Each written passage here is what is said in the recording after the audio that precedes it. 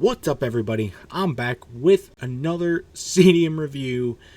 I said in the last video, my bracket fill out video, that I was in Indianapolis for 5 days. So I got to experience the sights and sounds of the Big Ten tournament at none other than Gainbridge Fieldhouse in Indianapolis. I was there for 5 days, so 12 basketball games over the course of those 5 days. So I spent days there, so I got to see every nook and cranny of the arena. I got to take in all the events, all the excitement things. I look around everywhere. So this was probably going to be my most in-depth stadium review yet, because it's fresh in my mind. I'm recording this a couple days after we got home. So let's jump into it. First off, stadium's home to the Indiana Pacers. It also does like concerts and other stuff. Does the Big Ten tournament every other year. Shares it with Chicago and stuff like that. And it seats 20,000 people. So that'll be pretty important coming up a little bit later. But I was there for the Big Ten tournament, so I don't know what it's like for a Pacers game. I assume it's not too much different. People who have been to Pacers games before know the experience. Comment down below. People who have been there for other events and know the experience. Comment down below your experience. People who have been to the Big Ten tournament and you have different experience than mine. Comment down below. I'd love to hear it. So, without further ado, let's jump into it. So, first thing you should know when you come up to the stadium, there is one area to enter the stadium. There are multiple areas to exit. They've got exits all around inside the stadium that lead to different streets. Coming into the stadium, though, you only got one entrance area. And it's a long doorway area. It's like full of a bunch of doors. And you go in there. The big Gainbridge Fieldhouse signs above. Because you're there for the Big Ten tournament. They had a Welcome to Indianapolis sign with the Big Ten logo on it. And stuff like that. And you walk by the Pacers shop, which I'll get to a little bit later in the video. But yeah, that's just that one area. Other stadiums, you got ticket areas all around. Nope, not here. Just one area, which is...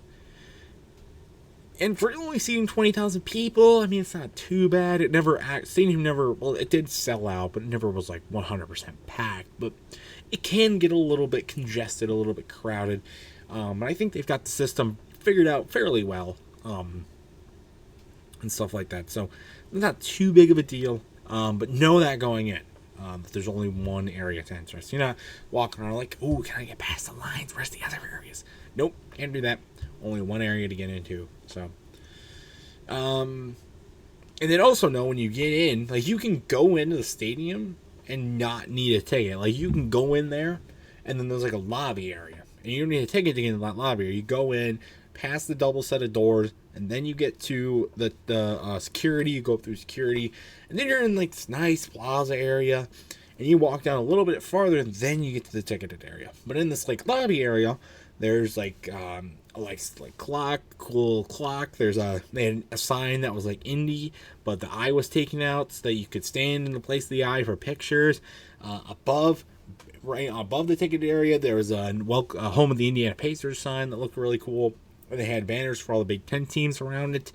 There's a door outside the plaza, and just inside the arena for the Pacers store that you can get in as well. And you can walk around in there a little bit without actually needing a ticket. But to get the rest of the arena, you do need a ticket. It's a nice area. It's a very large, grand area.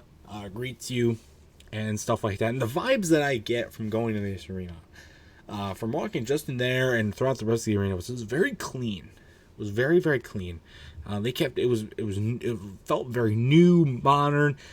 People there were trying to keep it up, keep it nice, and stuff like that. I never really found a lot of dirt, not debris or anything like that. It was really clean, really nice. It gave off that nice, fresh new stadium vibe, kind of like we get at Little Caesars Arena. So I like that. I enjoyed that. Gave a nice atmosphere for the entire tournament, and that kind of thing.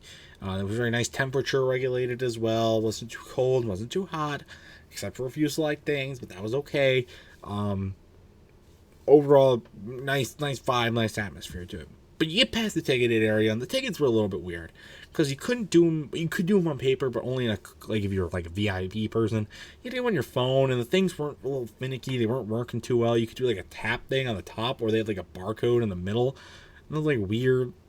Not that great, but it's okay. I mean, I know they're trying to go ticketless, paperless, to contactless because of COVID and stuff like that, and overall just to modernize everything. And it was okay. I mean, it was never something that really got to us. What did get to us though, and something the reception in there is not great. The reception in there sucks. You get in there and you like I got I got a fucking 5G phone, right? And I go in and I drop from my 5G reception all the way down to 2 bars of LTE like that. I mean, it is like instant. And when you're trying to load apps, it's a little hard sometimes, especially when everybody else is trying to, use your reception in there as well. They have Wi-Fi. I'm sure that I don't know if they do have Wi-Fi, but the Wi-Fi wasn't that great.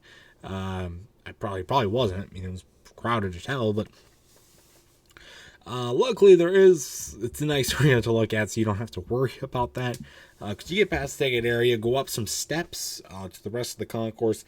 The concourse area is quite small compared to what you see at even like Breslin or Little Caesars Arena or something like that. Little Caesars, it's massive. I mean, you got stuff on the walls and the ceiling's really high up and stuff like that. Not here. It's not really that high up. It's not even as high up as you get at Breslin. But it is very nice and clean. If you go off to the right, that's where you'll see the stadium entrance to the Pacers shop. And I will do my little rant on the Pacers shop right now because it was pretty stupid.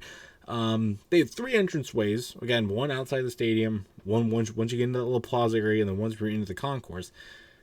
The only one that they had open was the one outside the stadium. If you leave the stadium during the tournament, you can't come back in until after the session is over. So you had to basically give up your ticket. They didn't even have that one open. I'm like, what are you doing? It was so dumb. Like, they weren't getting any business during this thing because of that. And they didn't even post like when their hours were going to be or anything like that. So we had to literally figure it out. Look, it was like on a little piece of paper, the first entrance. Like, at least open the freaking one once you get into the plaza. I mean, come on. So that was a little hard to figure out and stuff like that. The shop is nice though. It doesn't have a lot of variety. It's just mostly clothes and dog stuff. I did find a pin though. My dad found a shot glass that already has broken. The Pacers logo was like this big, just popped off when he was cleaning it. Great design there, I guess. But past that, they had some other merchandise areas, and there's 2 things cool is they got bar areas. There's 2 bars in each end zone. So the first one's right when you walk in, because you walk in and you're facing the end zone of the arena, and the other one's on the other side of the arena. So you can stand there. It's like general admission. You don't even need an actual formal ticket to stand there. You just stand there. You can watch the game.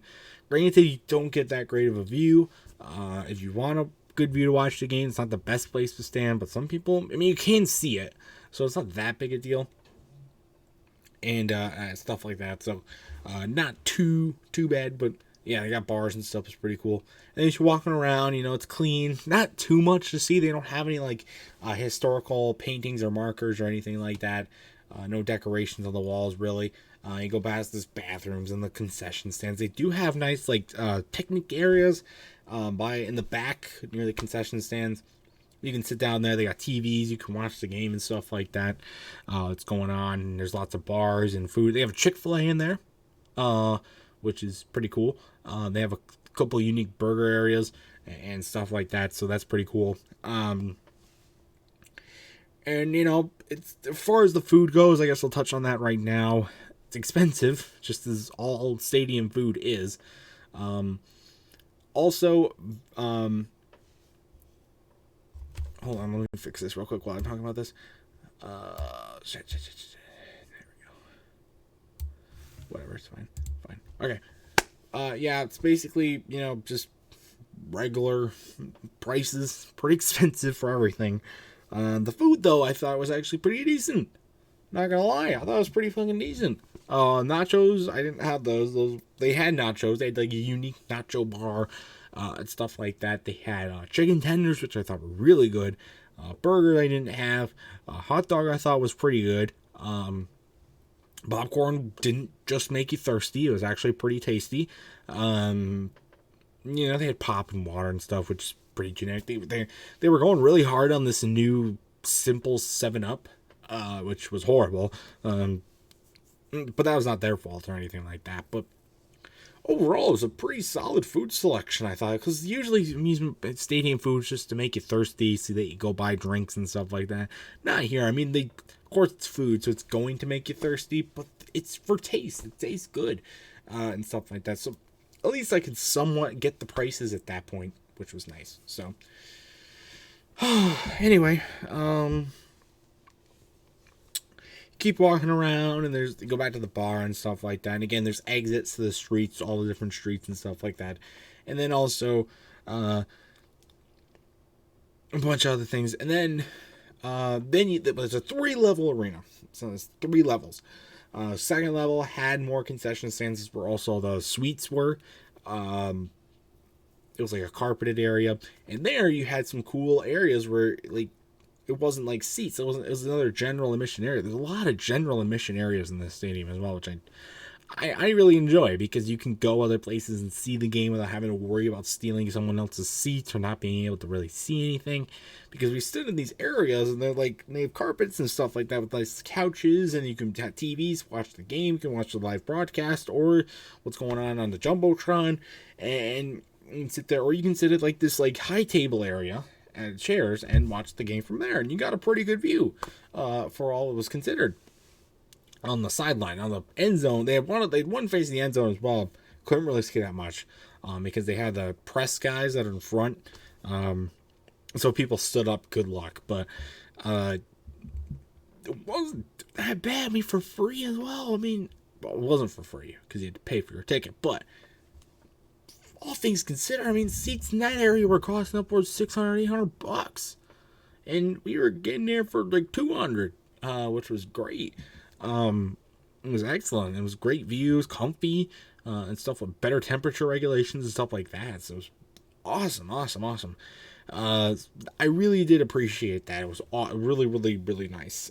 Then the third level, they have an escalator you can go take all the way to the third level, or stairs that's where you get off for the second level, or you can take elevators. They had elevators as well. Did not ride those.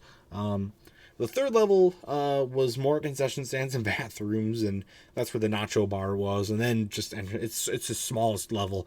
You can get up to the seats and stuff like that. And then you walk into the actual like bowl, the arena itself, where you're gonna watch the basketball or whatever else is going on happen. And this place looks like it could host 50, 60,000 people. It is massive. You know, it only hosts 20,000, but it's also really, really nice looking. I mean, you can not like Tennessee, where you get blocked, you're obstructive. Because we had seats all the way up at the top, like second row from the top, and you could still see the court. You could still see everything. It was nice. You know, it's a steep walk. I mean, the seats are pretty steep, so the stairs are obviously pretty steep. But overall, I thought it was sweet. I mean, it was cool, but yeah, it was a great view. Great view. And it looks massive. It looks so massive. It's very aesthetically pleasing as well. Appeasing. Aesthetically pleasing as well. Scoreboard also, it's like at Little Caesars, where it has like score views on the inside and outside. And stuff like that. They have nice like logos commemorating their suites and stuff like that. They do have whatever championships the Pacers technically won. They're up on one side, and then the retired jerseys are on the other side. The banners, retired jerseys. Not a whole lot of them, so not too much to worry about there. And then on either side, you've got cool clocks with little smaller video boards to project stats on and stuff like that. The scoreboard's pretty big. You can really only see that unless you're down like near the court, you can't really otherwise see that. You can't otherwise see that there's stuff on the inside. You can see it on TV broadcasts as well and stuff like that. Another thing I did enjoy though is the seats. They all had padding, even all the way at the top. They had padding. I think it's that way at Little Caesars as well. I don't know if that's commonplace for all NBA arenas or not, but I know at college, I mean, you don't even get the on the court seats are not padded. And it did make the experience a lot better because your butt wasn't hurting within 5 minutes of sitting in the seats. So you could actually enjoy the game, enjoy the experience and stuff like that. So I did enjoy that. It made sitting anywhere a great experience. Though the padding on the seats on the bottom were better than the seats on the top. I don't know if that's manufactured that way, or it's just because less people sit on the ones at the bottom because they're more expensive seats. I don't know, but it didn't really matter. Still comfy either way. So, and yeah, the atmosphere was nice, as I said before. Even with the crowd, tournament and stuff like that. And overall, I thought it was a really beautiful arena. It's a small arena. It's a little. The only way you can really, it's not. I wouldn't say it's small. It looks bigger than it is, though.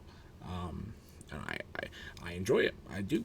I think it's a great arena. And yeah, I'm giving it probably 8 out of 10. I mean, the Pacers arena, the Pacers store thing was kind of a letdown, and it was kind of a Debbie Downer sort of thing. And the fact of it's tiny. There's not a lot of out on the concourse. There's not a lot of stuff, kind of thing. They were under construction. They were doing some renovations, and even with that, they kept it really clean. And they covered it up pretty nicely. We'll give them credit there. They did a good job of doing that. So, no, that was pretty cool. But yeah, that's my review of the Pacers Arena called Gainbridge Fieldhouse. It's had a lot of names before and probably will since, but that's what it's called at the time of this recording. So that's what we're going to call it. So, again, comment down below your experiences. I know this was a pretty long review. I was here for 5 freaking days, so I got a lot of experiences doing that kind of stuff. So yeah, thank you guys for watching this. Hopefully I can keep up the content. I don't know.